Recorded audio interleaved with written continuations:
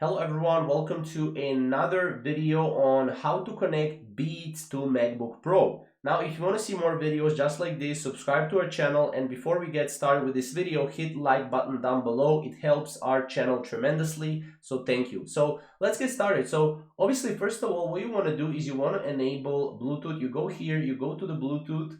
Alternatively, you can go to the launchpad and then just type in Bluetooth, or go to the settings and type in Bluetooth. Now from here, all you have to do is turn on this and make sure that you have, that you're basically open for connection. So this is, as you can see, open for connection.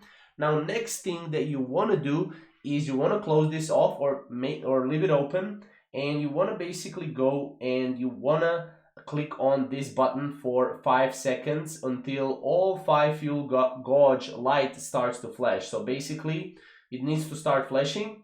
Once this starts to flash, you can go again to the Bluetooth where I showed you right here, right now, and you want to go and obviously turn that on. We already did that, and then as you can see, this is how it should look like. Now, if your Beats headphones is still not showing up here, that means that you haven't turned on them correctly. Now, if you tried 5 seconds, try 10 seconds. Try to hold 10 seconds for the button. Then if that doesn't work, then it might be a problem in your Beats, so you will need to try and see what's up with that. But yeah, that's pretty much how you can go and how you can connect. Then all you have to do is click connect. As you can see, for me personally, right here I connected Audio Engine and then MX Master and then Keychron. So I can just click disconnect, or I can click connect. But that's pretty much how you can connect your Beats Studio Buds, Beats, any sort of headphones.